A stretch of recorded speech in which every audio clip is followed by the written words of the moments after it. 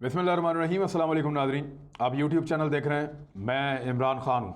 भारत की जानिब से बड़ी इंपॉर्टेंट खबर है और भारतीय वज़ीर दिफ़ा हैं राजनाथ सिंह। उन्होंने एक स्टेटमेंट दिया है, वो पाकिस्तान के हवाले से और चीन के हवाले से है। ये भारत की सोच बहुत पुरानी है और इस खदशे का इजहार वो करता रहा है, लेकिन अब ऐसा लगता है कि भारत ने हालात की संगीनी को भांपना शुरू कर दिया है कि वो एक कैसे हालात के फेर में आ गया है और किस तरह वो एक घेरे में आ गया है। भारतीय वज़ीर दिफ़ा राजनाथ सिंह ने एक इफ्तिताह किया है एक और ब्रिज का, और ये बहुत सारे रास्ते बना रहे हैं। ये BRO इनका एक है, इसको कहते हैं बॉर्डर रोड्स ऑर्गेनाइजेशंस। ये इनकी एक ऑर्गेनाइजेशन है, बॉर्डर रोड्स ऑर्गेनाइजेशन, और इसके मुख्तलिफ प्रोजेक्ट होते रहते हैं। ये सिर्फ बॉर्डर्स के एरिया में सड़कें तामीर करते हैं, उनकी फ़ौजी नकलो हरकत को तेज़ करने के लिए रोड्स बनाते हैं, पुल बनाते हैं, टनल्स बनाते हैं, तो इनके प्रोजेक्ट चलते रहते हैं।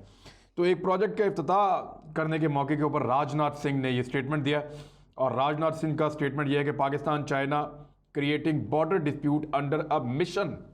राजनाथ सिंह वो कह रहे हैं कि पाकिस्तान और चाइना जो इस वक्त हमारे साथ एक तनाज़ा बना रहे हैं बॉर्डर के ऊपर, वो एक मिशन के तहत है और ये एक प्लानिंग के साथ सब कुछ हो रहा है, ये हादसाती तौर पे नहीं हो रहा।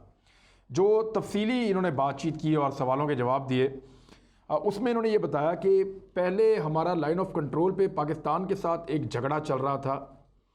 2019 में उसमें शिद्दत आई, 2020 में भी वो शदीद रहा, और उसके बाद 2020 के मई में अचानक चाइना की जानिब से लद्दाख में हमारे साथ एक लड़ाई शुरू हो गई। और ये दोनों तरफ जो टेंशन एक साथ बनी है, ये एक हिकमत अमली के तहत है और भारत को ट्रैप किया जा रहा है, वो ये कहना चाह रहे हैं। साथ उन्होंने ये कहा कि दोनों मुल्कों के साथ हमारी जो सरहद लगती है वो लगभग 7,000 किलोमीटर है। ये बहुत बड़ा इलाका है। दुनिया की सबसे बड़ी फ़ौज भी मिल जाए, अगर 2 फ़ौजें भी मिल जाएं, तो इतने बड़े इलाके में इतनी बड़ी सरहद को आजकल के दौर में कवर नहीं किया जा सकता। इसी मौके पर कुछ बातचीत हो रही थी, तो एक सवाल के जवाब में lieutenant general retire BS Jaswal वहाँ पे मौजूद थे। उन्होंने एक बात की, उन्होंने कहा जी आप इस बात से इनकार नहीं कर सकते कि ये दोनों फ़ौजें भारत के ऊपर एक साथ हमलावर हों। इसके इम्कानात को आप ऐसा नहीं कह सकते कि ये मौजूद नहीं है। इन चीज़ों के कवी इम्कानात मौजूद हैं कि ये दोनों एक साथ हमला कर दें। और साथ ही साथ उन्होंने बताया कि भारत की जो 44 ब्रिगेड्स हैं वो ऑलरेडी, ये जो फ्रंट्स हैं जिनमें एक लाइन ऑफ कंट्रोल है और एक लाइन ऑफ एक्चुअल कंट्रोल है, यानी इसके अंदर जम्मू कश्मीर का इलाका है, लद्दाख का इलाका है, सिक्किम का इलाका है, अरुणाचल प्रदेश का इलाका है, उत्तराखंड का इलाका है, हिमाचल प्रदेश का एरिया है। इन सारे एरियाज में 44 ब्रिगेड भारत ने अपनी फ्रंट पे लाके लगाई हुई है। सबसे ज़्यादा तो जम्मू में लगाई है और लाइन ऑफ कंट्रोल के ऊपर पाकिस्तान के मुकाबले में। उसके बाद बाकी जो है मुख्तलिफ एरियाज में कहीं 4, कहीं 6, कहीं 8, इस तरह इन्होंने मुख्तलिफ एरियाज में चीन के सामने अपनी ब्रिगेड्स जो हैं वो लगाई हुई हैं। तो 44 ब्रिगेड्स तो इनकी यहाँ पे मौजूद हैं, जिसके लिए बहुत बड़ा खर्चा इस मुल्क को उठाना पड़ रहा है। अब इस किस्म के खदशात का इजहार उन्होंने किया, और चंद दिन पहले उन्होंने एक और बात की थी। उन्होंने कहा था कि चाइना और पाकिस्तान मिलकर लाइन ऑफ कंट्रोल पे और लाइन ऑफ एक्चुअल कंट्रोल पे इकट्ठे कार्रवाई कर रहे हैं। उन्होंने ये खदशा जाहिर किया था कि पाकिस्तानी फौजी चीन के साथ मौजूद हैं लद्दाख में और वो इंडियन फौजियों से लड़ाई कर रहे हैं। इंडियन को ये लगता है कि चीनी क्योंकि छोटे कद के हैं, बहुत अच्छे फाइटर्स नहीं हैं, तो हाथ से लड़ने के मामले में वो इंडियन सिखों का और इंडियन जो फौजी हैं उनका मुकाबला नहीं कर सकते। तो रात गए जो लड़ाई हुई है, उस लड़ाई में उन्होंने शुबा जाहिर किया कि पाकिस्तानी फौजियों ने या SSG कमांडोज ने उनको मारा है। उन्होंने एक तस्वीर भी इशू की थी थोड़े दिन पहले कि ये पाकिस्तानी फौजी है जो लद्दाख में इंडियन फौजियों के ऊपर हमलावर हुआ, और इसके और साथी भी वहाँ पर मौजूद हो सकते हैं। ये भारत को खदशा है। दूसरी जानिब टेक्नोलॉजी के हवाले से भारत ये कह रहा है कि लाइन ऑफ एक्चुअल कंट्रोल पे और लाइन ऑफ कंट्रोल पे पाकिस्तानी और चीनी फौजी मिलकर मिसाइल सिस्टम नस्ब कर रहे हैं और भारत को फ़िज़ाई महाज पे, ज़मीनी महाज पे शिकस्त देने के लिए बहुत बड़े पैमाने पे इन दोनों एरियाज़ में तैयारी कर चुके हैं। और भारत के लिए ये एक बहुत बड़ा सरप्राइज़ हो सकता है आने वाले वक्त में। अच्छा, इस स्टेटमेंट के बाद जो है वो भारत के अंदर एक बेचैनी है और भारत के मीडिया में भी एक बेचैनी है, क्योंकि वो दो फ्रंट से एक साथ लड़ाई करना उनके लिए मुमकिन नहीं होगा। पाकिस्तान के लिए मुश्किल ये रहता था कि पाकिस्तान अगर कभी मुतनाज़ इलाकों में लड़ाई करे भारत के साथ, तो भारत पूरी बॉर्डर के ऊपर हर तरफ से लड़ाई छेड़ देता था, समंदर से लेके ऊपर आखिरी किनारे तक, गिलगित बल्तिस्तान तक। लेकिन अगर चीन और पाकिस्तान एक वक्त में इस मुतनाज़ इलाके में अपने अपने हक के लिए लड़ें, तो फिर भारत के लिए बहुत मुश्किल होगा कि बाकी सारी सरहदों के ऊपर लड़ाई खोलना। ना सिर्फ पाकिस्तान के साथ बल्कि चीन के साथ भी वो ऐसा नहीं कर सकेगा, उसको सिर्फ और सिर्फ मुतनाज़ इलाकों में लड़ना पड़ेगा। इस खतरे को भांपते हुए भारत ने बहुत तेज़ी से सड़कों का जाल बिछाना शुरू किया है। उन्होंने बहुत तेज़ी से अपनी इंफ्रास्ट्रक्चर बना रहे हैं ताकि वो पाकिस्तान का और चीन का मुकाबला कर सकेंगे। भारत ने अब ये भांप लिया है कि आने वाले वक्त में जब भी कभी चीन के साथ जंग हुई तो पाकिस्तान ज़रूर चीन का साथ देगा, और कभी पाकिस्तान के साथ जंग हुई तो चीन ज़रूर पाकिस्तान का साथ देगा। तो इन दोनों सूरत हाल की मौजूदगी में भारत के लिए इसके नताइज कुछ अच्छे नहीं होंगे आने वाले वक्त में।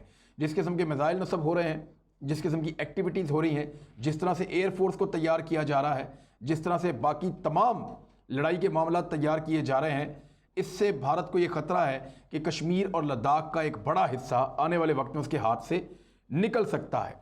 अच्छा, ये तो हो गया ग्राउंड रियलिटीज़। अब इंटरनेशनल महाजों के ऊपर भारत को कुछ और चैलेंजेस का सामना है। उसमें एक चैलेंज जो है वो मैं आपके सामने रखता हूँ। पाकिस्तान के एक सेनेटर हैं रहमान मलिक, ये पहले वज़ीर दिफा थे, आजकल चेयरमैन है स्टैंडिंग कमेटी सेनेट के अंदर जो है दाखिला की, उसके चेयरमैन हैं। उन्होंने एक मुतालबा किया है बैनुल अक़वामी इदारों से, ख़ासतौर पर फैटफ से। उन्होंने कहा कि भारत को आप ब्लैक लिस्ट कर दें। अब भारत को ब्लैक लिस्ट क्यों कर दें, उसकी उन्होंने कुछ वजूहात बयान की हैं। उन्होंने ये बताया है कि जो डिटेल है उसकी ये है कि भारत के 44 ऐसे बैंक हैं जिन्होंने गैर कानूनी ट्रांजैक्शंस की हैं, और ये पैसा उन्होंने ऐसे ग्रुप्स को दिया है जिनका ताल्लुक दाइश के साथ है, दौलत इस्लामिया के साथ है।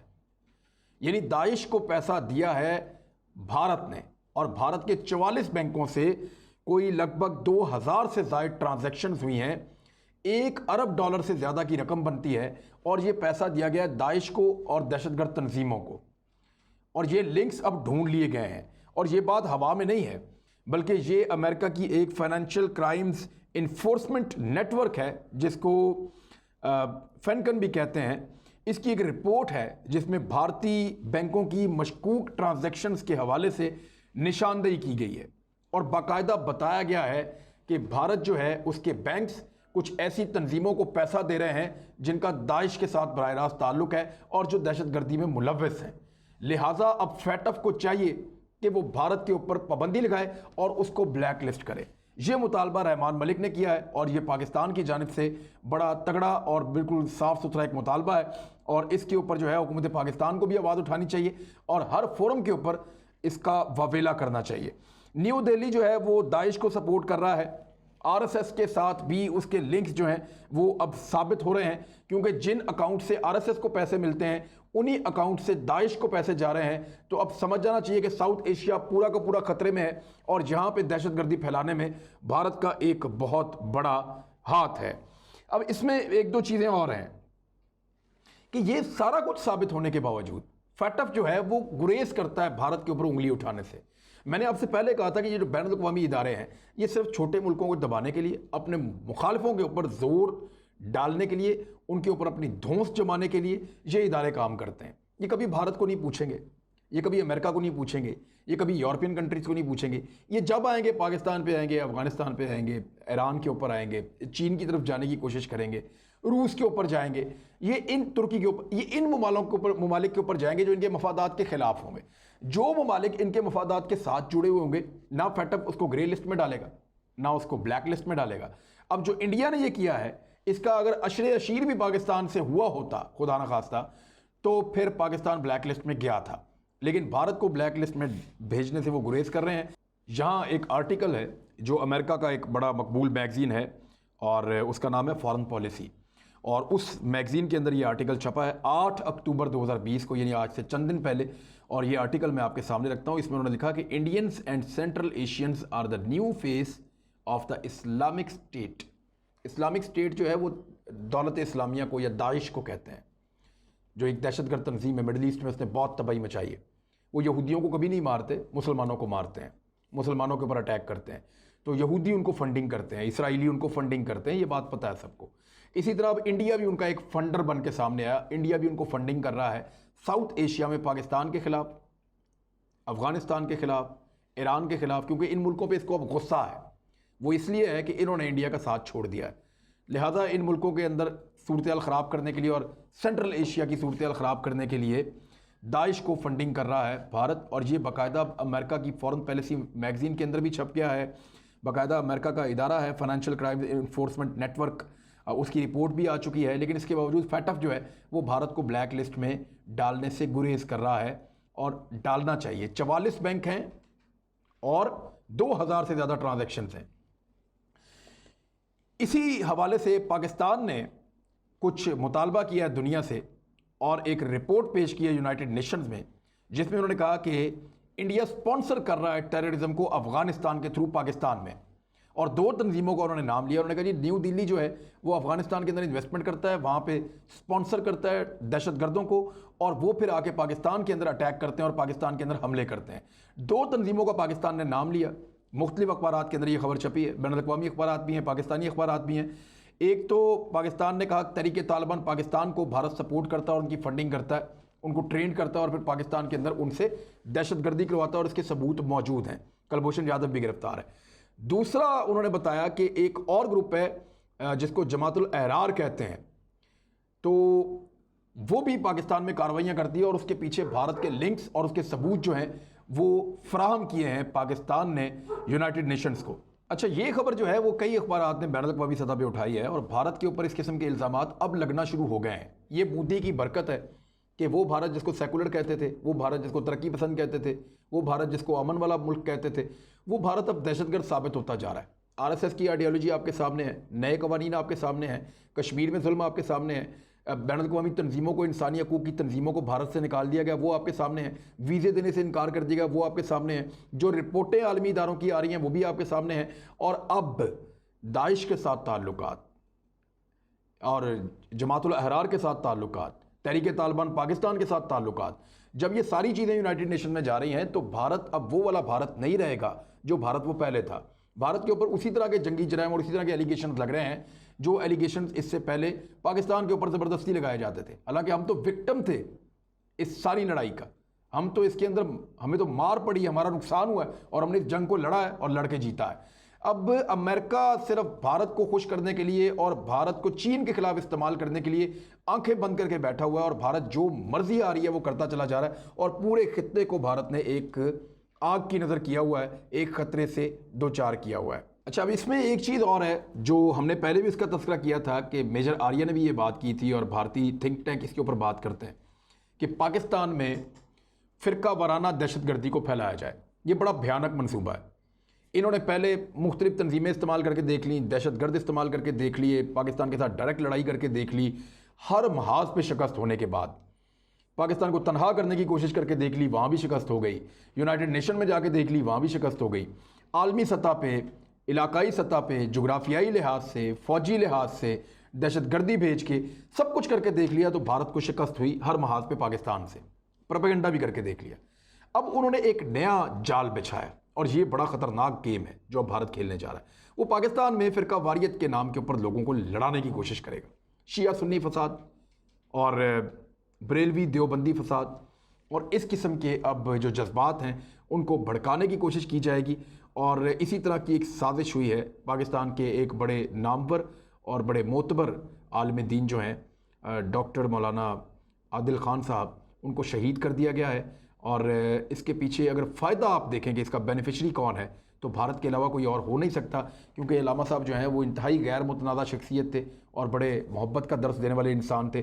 तो इस किस्म के आलिम दीन की शहादत का मतलब आप समझिए कि वो आलिम दीन जो अमन की बात करता था, वो आलिम दीन जो कोशिश कर रहा था सारे इकट्ठे रहें और प्यार की बात करता था, उसको शहीद करके एक पूरे तबके को गुस्सा दिलाने की कोशिश की गई है। आने वाले दिनों में जो है इस तरह के वाक़यात हो सकते हैं, इनको रोकना पड़ेगा, इन पर नज़र रखनी पड़ेगी, हुकूमत को और इदारों को अपना रोल प्ले करना पड़ेगा, लेकिन साथ ही साथ भारत को इसका तगड़ा जवाब भी देना पड़ेगा, क्योंकि भारत की साजिश थी, उन्होंने प्लान किया था और ये रिपोर्टें पहले से मौजूद थी। कुछ वाक़यात को रोका भी गया है, लेकिन ये वाक़यात बदकिस्मती से नहीं रोका जा सका। अगले वाक़यात से बचने के लिए सबको मुश्तरका तौर पे काम करना पड़ेगा।